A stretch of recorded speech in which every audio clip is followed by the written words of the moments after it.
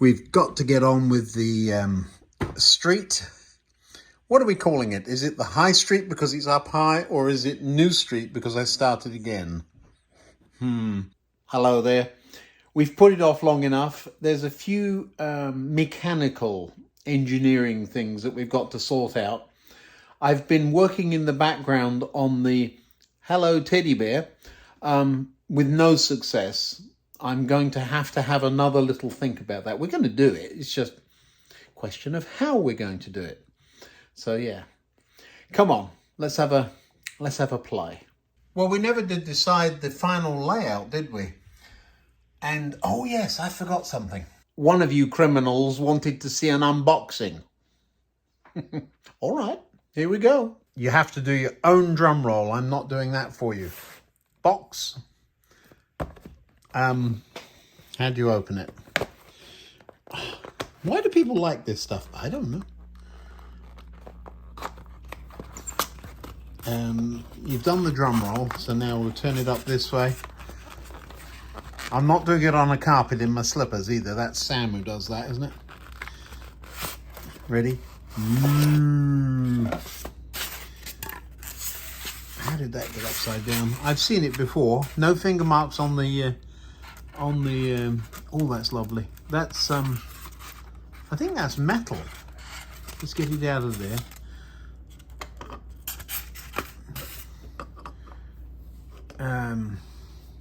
It's another one of those that will be easy to light. I love these.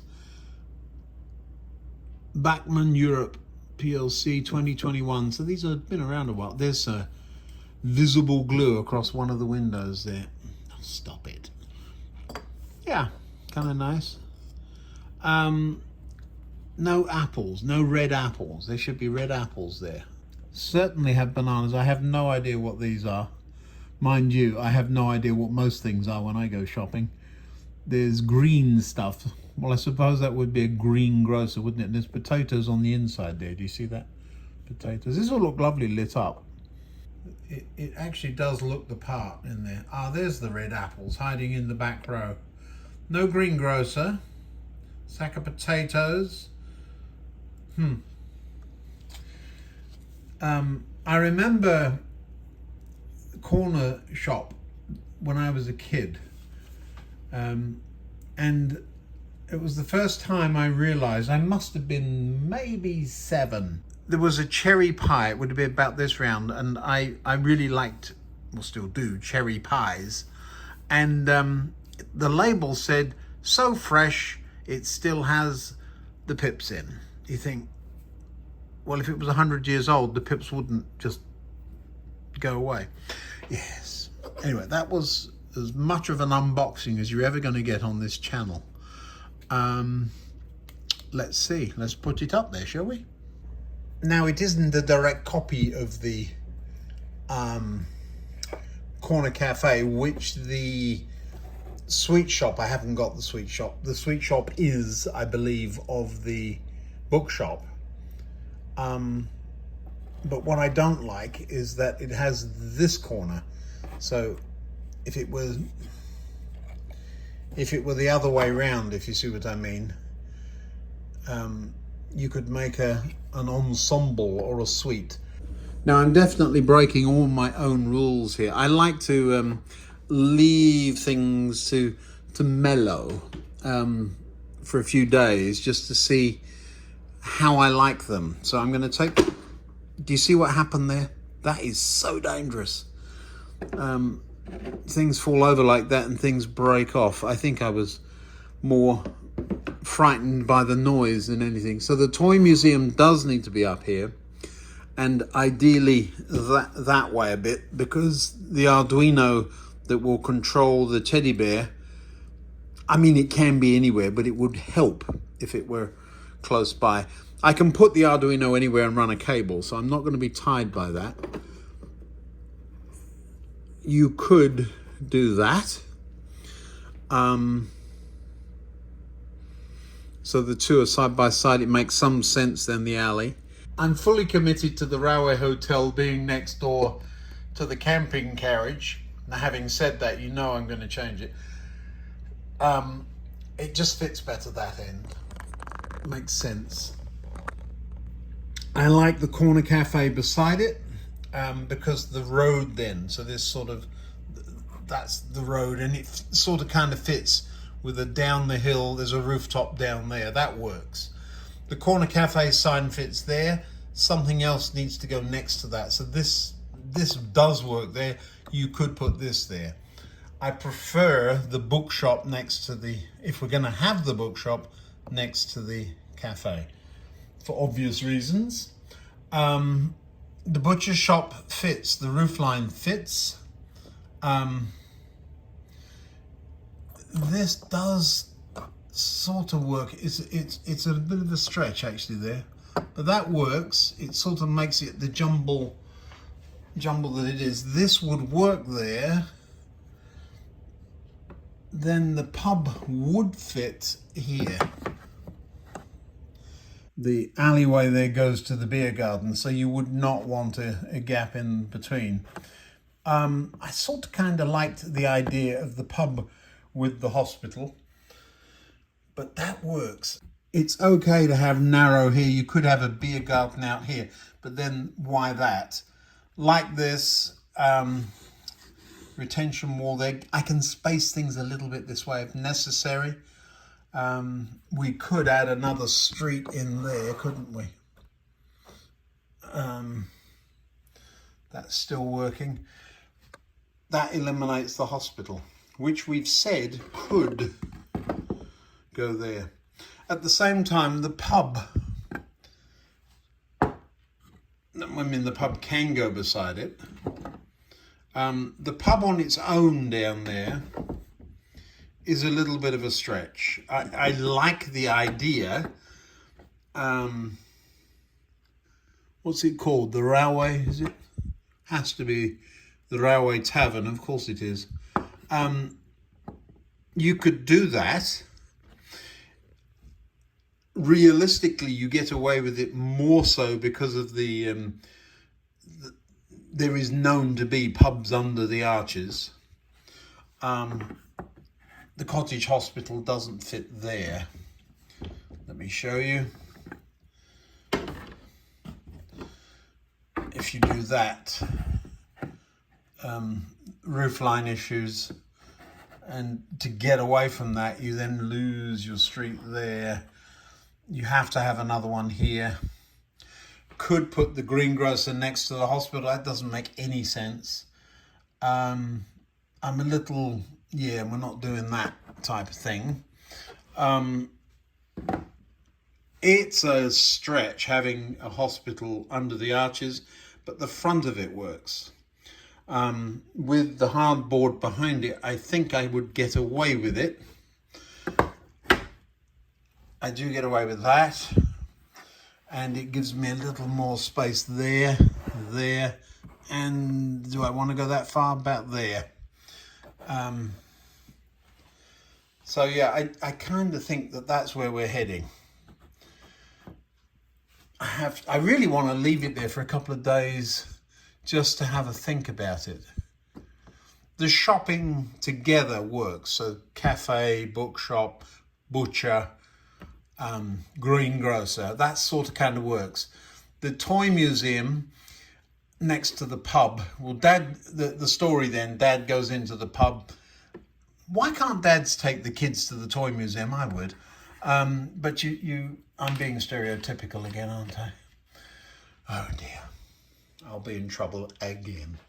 The Railway Hotel, yes. The Corner Cafe, yes. That's where I am with my wife drinking coffee. It's something we can definitely both agree on. The bookshop, love it. Butcher's shop, not many of those around anymore, are there? There was one in my mum's hometown until recently. I don't know if it's still there. I shall have to have a look next time I visit her. Greengrocer needs a light. Yeah, I'm good with that.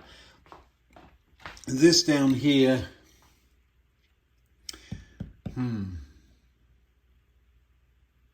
Well, I don't have to make a decision on that, just that it's not going up there. It is not going there.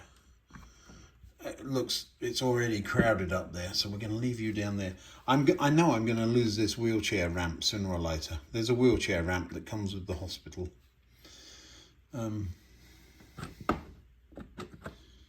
Somewhere there. All right. Now then, enough talking, a little more doing. Isn't there an Elvis Presley song about that? Something like a little less conversation, a little more action, please. All right. Now, my famous meaningless white pencil. So what I'm intending to do then is start as far this end as I can. So the pub, it makes sense that there would be a footpath going down there or something. You want to get, where's a car? Let's borrow this one. You want to be able to get a car past there with reason. And the further you go with this, of course, the narrower that gets. So they're never going to park a car there, but you can. This scene's a little awkward with the back scene. I don't want to draw attention to it too much, though, because new scene there, and this is a big change from there to industrial. I might be able to scenic that, put a tree there or something. So certainly not going to park cars there. Car parks and pubs, in my view, pubs should not be allowed to have car parks, because if you need a car, why are you in the pub? You can always get these days Uber, and in those days Shank's Pony. So if anything, that way. But if we leave it, let's say there, I can reasonably get a car by if I want to. The toy museum right up against it, these three do touch, so that's fine. So now we're down to here. So then this is one of the streets. So we would put a bollard there to indicate street with an arrow on it, one of those bollards. Little less space in there, so these can go that way. It's a walking alley. That's almost at the end. I think it could go to the end. Do we want it to? Well, it's good there. I'm looking at the back scene. I think it all the way at the end. If we say at the end, that would be just fine. What is under that? Now, how did you start getting bits of bush under there? That's not right. The further that way, the better. With that cafe, then what happens? No, there's too much tree there now. So there. Just enough space for the sign there, which gives more space here. The bollard again out here, if anything. Don't want to give them too much pavement. Something like that, I think. I'll show you what I mean in a moment on the old set. So I'm using my white pencil, marking a rough around the buildings.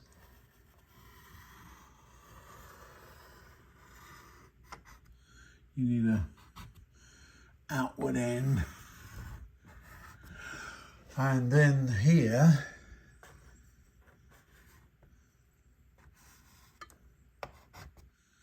now if we need more space, we could take that out. I'm less thrilled with that than any of the others. I mean, primarily because the window's a sticker, doesn't light up, although bookshops are often dingy. What to do? I think we're there. Now, I'm going to leave all the buildings in place and pull this out. Okay, so the car can go away. It's back on the other part of the layout before I start stealing things. This can certainly go away. So we're going to take that off to the bench with it. Tables, these, now that's another thought, isn't it? The tables outside the, they don't go there, they go outside the coffee shop. So we need, I've marked it.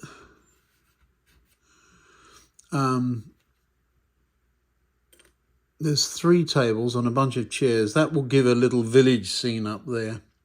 There's going to be some space in front of the hotel too.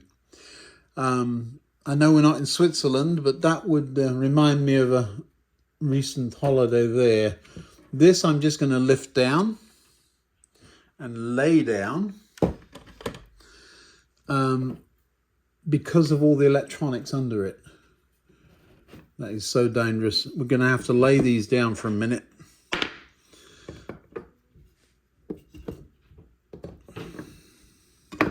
Put them in order, otherwise you'll forget what you've already said you're going to do.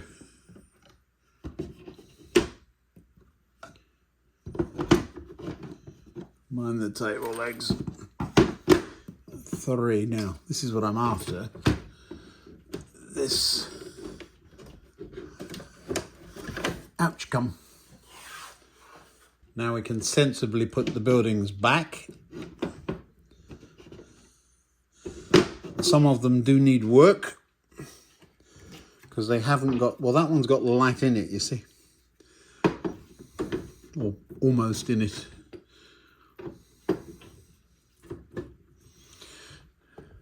Something's not right here. We're missing one.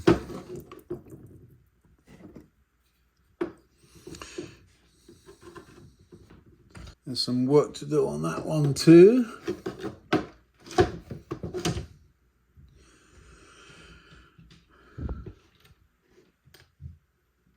Tables. I'm leaving those there for now because I know I'm going to break them or something. What did I do differently here?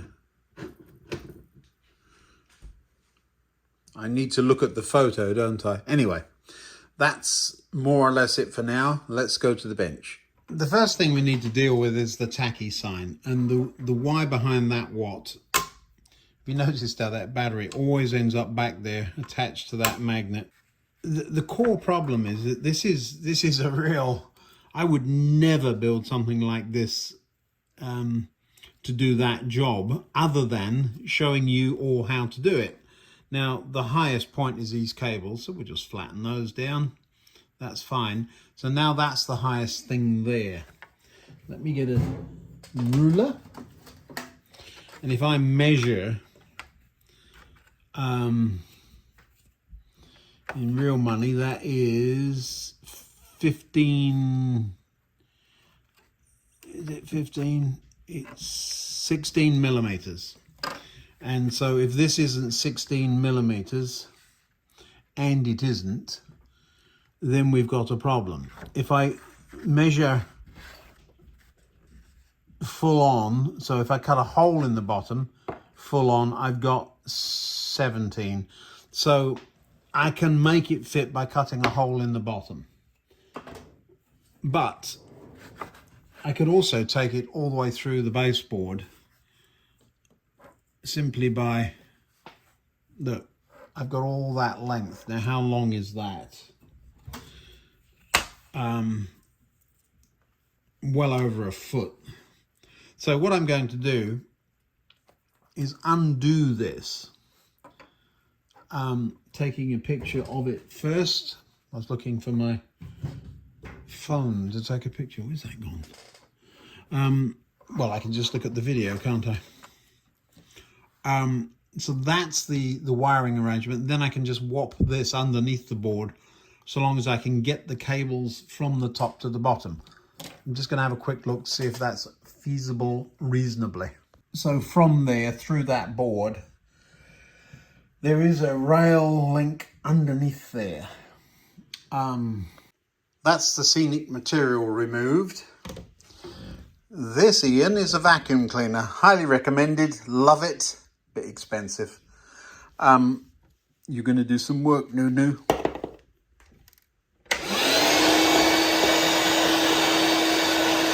Unbelievable. You remember that piece that was here? This piece. And I just cut that down the other day. Well, this feels really smooth and safe and everything, but the edge of it, I don't know what it's made of, but it's coming apart and making dust.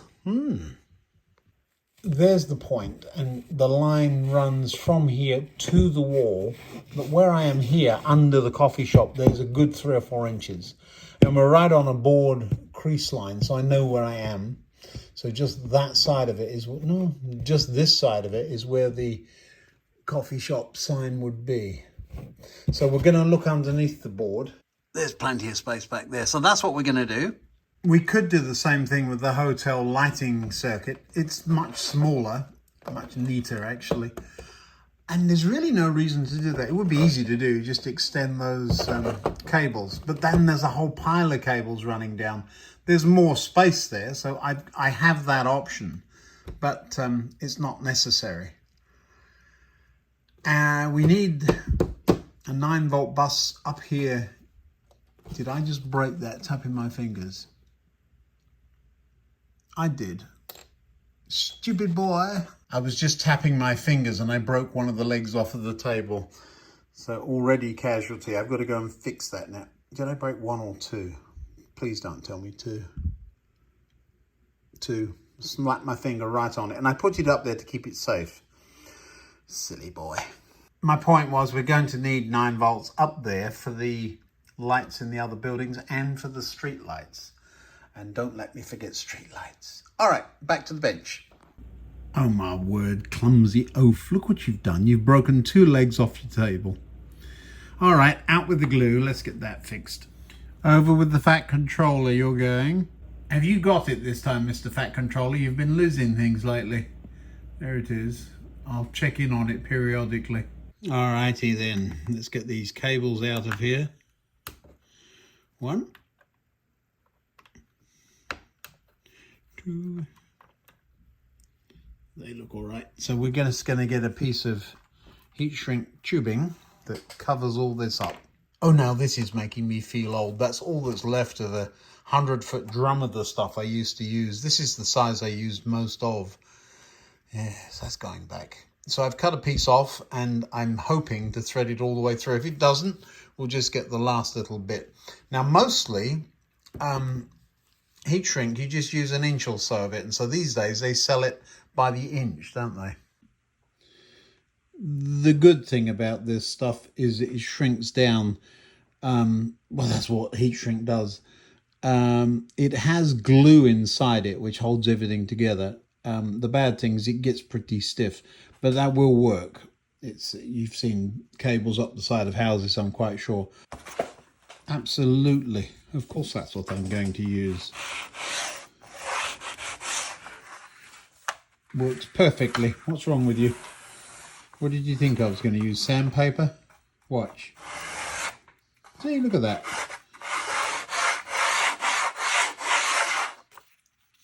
It's flat, it's rough, and it's working.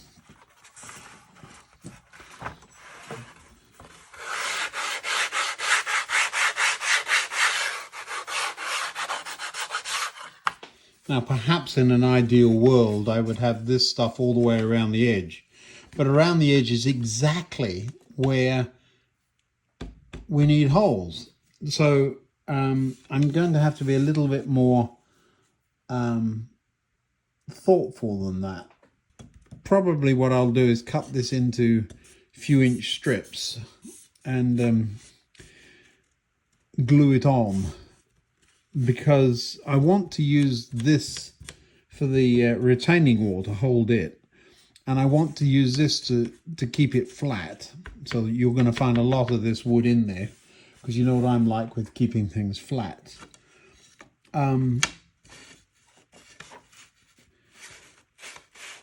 We've also got an Arduino to get under here, but I've already said the Arduino can go lower. That's not a problem.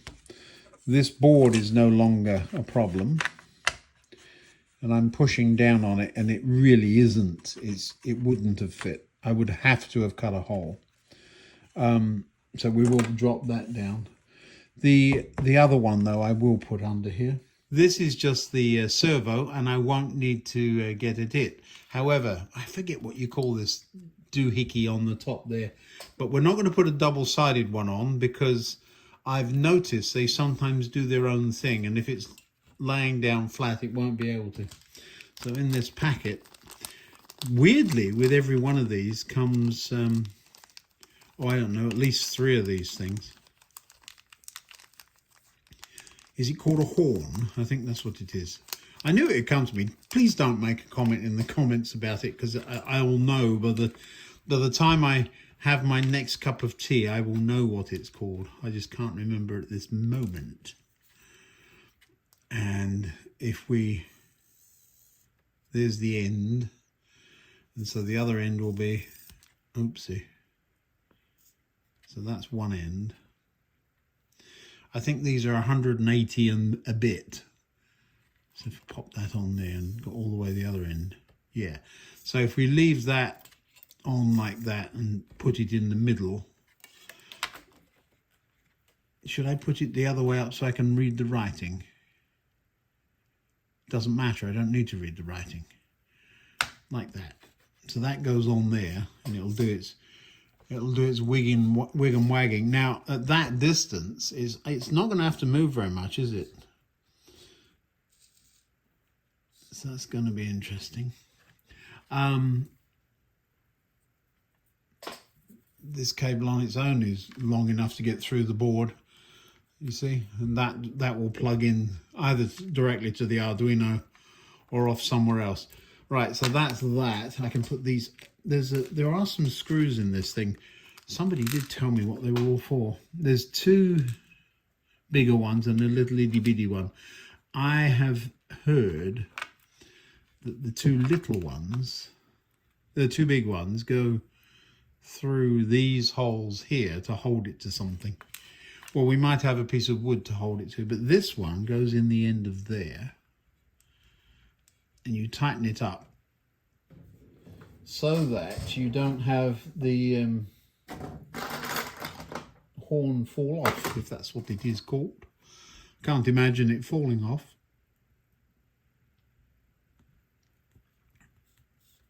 But I will tighten it up. There we go. Now you stay there.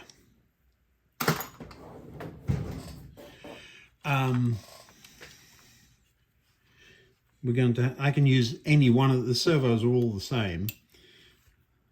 Wonder what that one's for. There must be specific reasons why people use the different versions.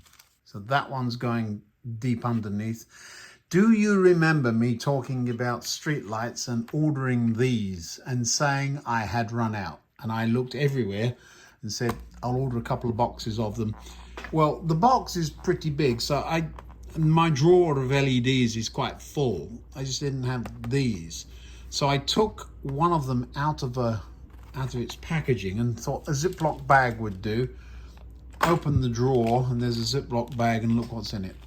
I am so mad with myself. So now I've got two lots. Well, actually I've got three lots because I ordered two boxes. So we'll use these first. Or three boxes. I've just seen, I've thrown it behind me. There's plenty in here. These are the ones. Somebody asked me why the Belisha beacons weren't yellow. Well, because I made them out of these, and these were white. And I keep meaning to give them a yellow wash. So we want these. Let's pull them out. We don't need all of these, I'm quite sure. But let me get some kind of spacing for them. Spacing. Well, growing up in the 60s, you were lucky if you had one of these. But the spacing on the layout, generally speaking, I have said twice the longest bit of them apart. So that would be that much. And that seems to work. If I put that down there, the other thing that is about as long as isn't that a span between your pinky and your thumb? So something like that. So that's the measurement I've been using, either pinky to thumb or two lengths of these. Now, what is that in scale feet? Oh, stop it. Well, these are about 15 feet tall in scale feet, but I include the bit of the wire at the bottom, the stiff bit. And I've been saying from pinky to thumb, which is about 60 feet. Now, reality, I'm sure they would have been much further apart than that, but it looks right. Over at the cricket ground, they're slightly closer together than that because it didn't look right and there's a bend. But here I'm sure they'll be fine at 60 feet, which is a span. And so that's what we'll do. Turns out we need at least 6 of these. I think 6 is just about right. So I've marked out where they go with these marks. The big holes, so we need one for the tacky sign. There's quite a few wires coming down from the hotel, of course, but they come down in 2 places. So I've marked those out. I really should have made a better job of marking out. You see me tapping again. That's what broke the table legs. My white pencil. Never went around when you... I had it out. I know I did. Oh, I know what I did with it. I'll be right back. So then this is the Tacky Cafe sign. There's the tables and chairs out here. So the road then like this. Do I make pavements? Probably. Cobblestone road, of course. I'll show you what I mean by the bollards. There you go, that's what I'm talking about, these things. I've got a packet of those. They make sense. They would have been there. So whilst the Rhode Island bollard, I think it's a nice touch. The issue with it is it emphasizes how narrow that road is. You sort of have to bring it out quite a bit. So yeah, we'll see about all that. It's not crucial. So these have to sit flush, and there's a goodly amount of underside issue with those. But with the shops, other than the tacky sign, they've each got a light in them, but it really doesn't matter where the cable goes, so long as there is a space under each shop. So that will tell me how to chop that up a little better. Now that I've got the street lights marked, I can cut the wood. You hear my chair creaking. I need to get a new chair. This one really is broken. I can cut wood to fit in between those marks, so that will help. I just realized the whole double layer sandwich thing is here too, which will really help stiffen it up. But if I'm going to put that control board for the hotel under it, I might want to have a way of getting at that. That's another consideration. I can just extend it, go all the way through. There's plenty of room up there because the track, so if I draw the track underneath, so if this were underneath, it's a single track there, which opens out there. So you have, can you see that? I think you can. It's something like that. So there's plenty of room over here. I said at the Tacky Cafe there was still a couple of inches, so this actually is further up even than that. So we're not going to hit the track, which is what I was worried about. It would certainly be a lot simpler to extend the cables all the way through rather than have to come up with clever ways of getting at them here. I did notice though, here I am saying this will stiffen things up. Hello. But I'm not worried because once that's glued and screwed and you've got another layer on top of it, that will work. Of course, it works better if I don't keep cutting chunks out of it, but I'm going to have to do that. Right, so the next thing I'm going to do is cut this into lengths. I will measure once, cut twice. Or as Willy Wonka says, scratch that, reverse. Make a sandwich and get some of these lights in. Now, it doesn't really matter what I do. There's going to be wires you don't get at. They'll be under there. That's too bad. We're just going to, maybe if I screw the bottom on or something instead of gluing it. But we're going to have the connections for the lights underneath. That's the way it is. I'm going to have a way of having this thing up the other way too. So upside down with the houses in place. So You have to leave places for tall legs. It's just an awkward one, or lay it down and work on its side or something. It's just an awkward one. But let's get the pieces of wood cut. So do you see the thinking, the way you have to nut it out as you go along? But try and keep all those things in mind as you go. So where do the lights connect? Have you got enough room for the cables in the hotel? That kind of thing. And how are you going to do that? So the wiring, whilst it is very simple and very straightforward, and I love the way some of you say, oh, that's too complicated for me. No, it isn't. If you can do one connection, you can do 100. You're just doing it multiple times. By the time you get to about number 3, you've burnt your fingers a couple of times. You'll know how not to do it.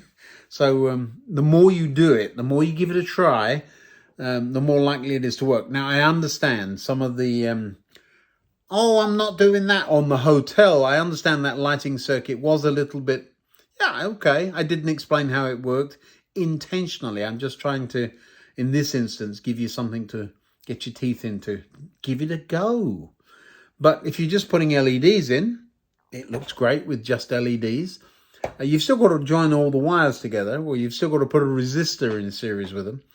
So for the rest of my allotted time tonight, I'm simply going to be measuring up and cutting bits of wood.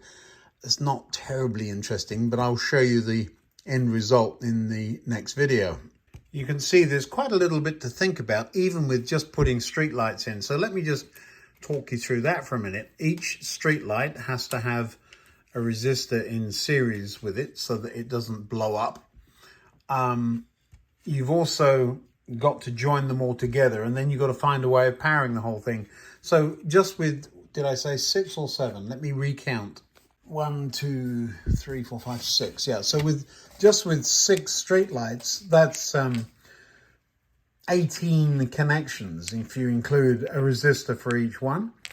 You've then got half a dozen shops. I don't know, that's another 18. That's 36. You've got all of the connections for the hotel. I don't know how many are there on that. Probably about 20, something like that. And then you've got, if you're going to do this, that thing, you've got the tacky sign, which is just a ridiculous project. I love it, but it is ridiculous. You know it. So there's probably 100 connections. I mean, without, it probably isn't quite that many, but it's getting on for 100 connections just for this street. That's why I'm saying, try it with one, give it a go, and see where you end up. Now then, things you've asked for. Red flashing light on top of the radio tower. Yeah, I'm going to do that. I just haven't put it up there. The reason is I want to be able to move it easily until we get the back scene over there. The more I'm thinking about it, the more it's likely to end up on the back of this board, and I can put something else here. It would take the scratch-built building and make sense of it. It's a communications tower, so that does make some sense. Whether it should be on the roof or not is another matter. It was never intended to, but it could. Certainly, the power feed will come from inside it. Another thing you've asked for is, can I come up with a DC method for putting LEDs in carriages? Well,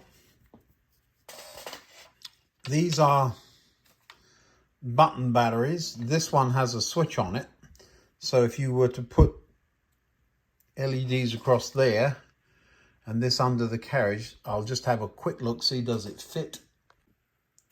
So on a DC train, yeah, I mean this fits in between there's your switch, turn it on, you're done. Poke these inside and put an LED on the top. I'm oversimplifying and I'm being a bit, yeah, you could do that, but that's not very convenient, is it? You've got to lift the carriage up, turn it over, turn the switch on, and then you've got to re-rail it, and you've got to do that for every carriage. However, what I should do is put a little resistor in series with one of these, although you can just put these across a battery. I'm always a little leery of doing so. I'll explain why in just a minute. But let's say we did this. There we go. So 1.5 volts, that's perfectly fine. You see the street light comes on. That could be a carriage light just as easily. So do I need any other components? I'm a little reluctant to connect things to any battery, especially these, by going directly onto them, other than if you've got a low value resistor in series. The why behind that what? Very low internal resistance. Now, I'm not getting into electronics, I'm just giving you a safety moment. The point is that if you short circuit those, they're going to get very hot to the point where they could potentially start a fire. I don't even like this arrangement, so I don't know if that's on or not, or which way around it is, and I'm not going to try it. I really don't like cables connected to a battery being the same length. Usually I'd cut them down, or at very least, you see what I've done here, separate them, or believe it or not, tie a knot in the end of the cable. And this is common practice in the electrical industry. See what happens? They tend to point the opposite way to each other. And it's just so you don't create a short circuit. There I am throwing a battery. Look at that. It's thrown onto combustible material left overnight. If those two were to join together, you have a potential fire, and then it's goodbye the railway. The famous case of lobbing a used 9-volt battery into your waste paper basket, and there was some wire wool in there, and instantly up it goes. So you do have to be a little bit careful with this stuff. Here we are talking about using isopropyl alcohol and all kinds of other chemicals. Some of those are flammable, need to be very careful. Doesn't answer the question, how do you put LED lights in a DC train and make it work? I'll do that for you at some point.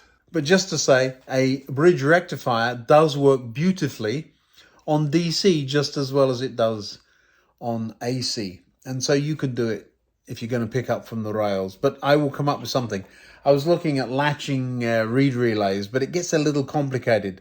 But that is how it's done these days with those magic wands. All it is a magnet that's triggering a little circuit.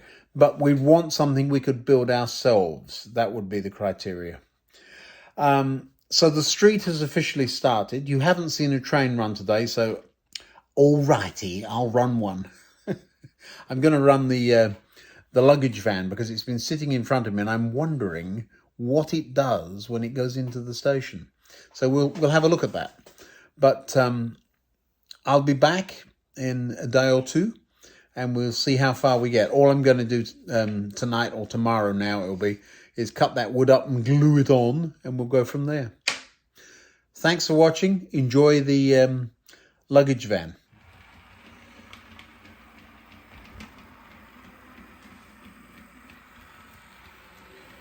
Where are you going?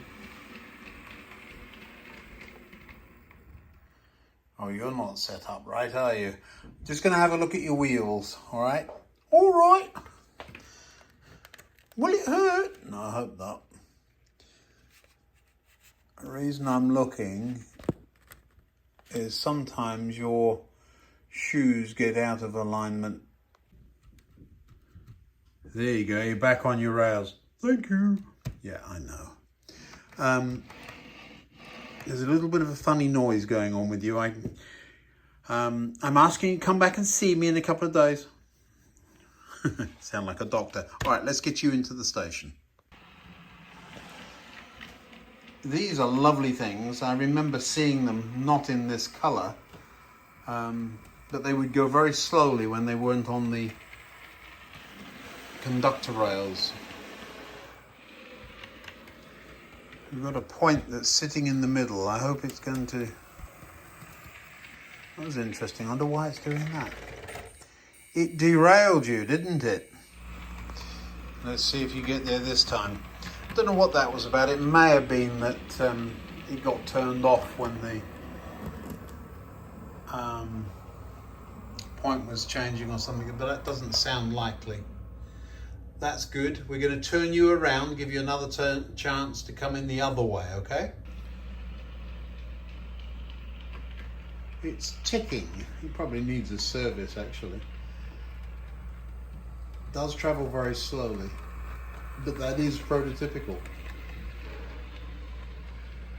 Having said that, I've just been caught out by my own layout. I was waiting for it to come out there and go in there, and it didn't. But it's going to come out of there and go in there instead. Yeah, these things traveled very slowly, unless they were on the conductor rails, and then they would whip along at who knows what speed on the front of the 4 VEPs or the 12s. They would come hammering through Dover or into Dover. It was quite common to see these at breakneck speed coming up from Victoria. Oh, there's a lovely scene, very appropriate. I really should just admit that I've got two whole layouts here.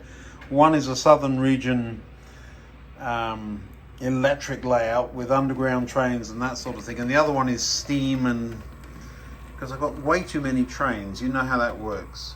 Well, if you don't, it's probably a good thing. They are... Oh, I just noticed the station was alight. Just finished doing that, didn't we?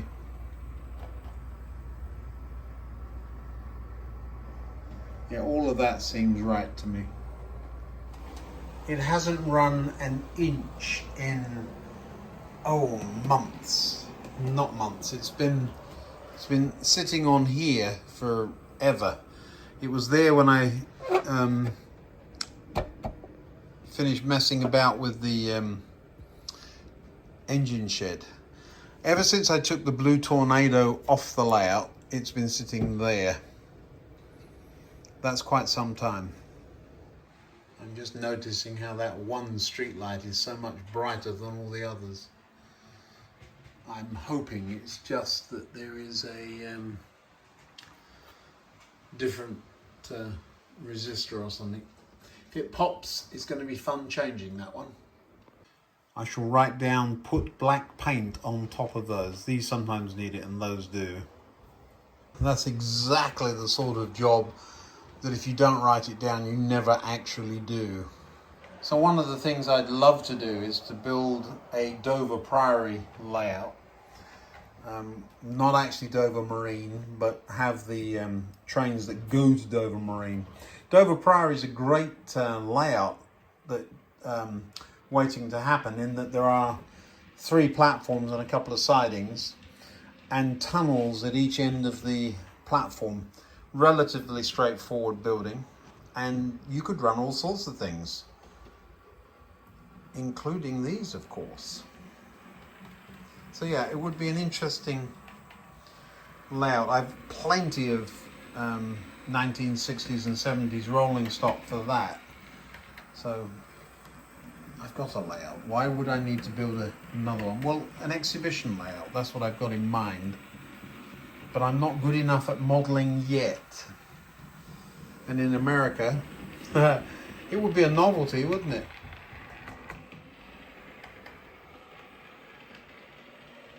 And let's see where it goes. Stops more or less in the same spot. Doesn't look right. What's going on here?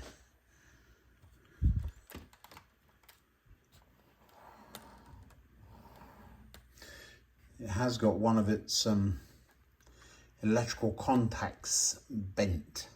That's better. They don't actually bend, they just come unclipped at one end. So you can go back into the station. I really shouldn't push them along the track like that. You can go there, and we'll leave you there until another day. Say good night to everybody. Good night. Well, thanks for watching. We'll see you again in the next one.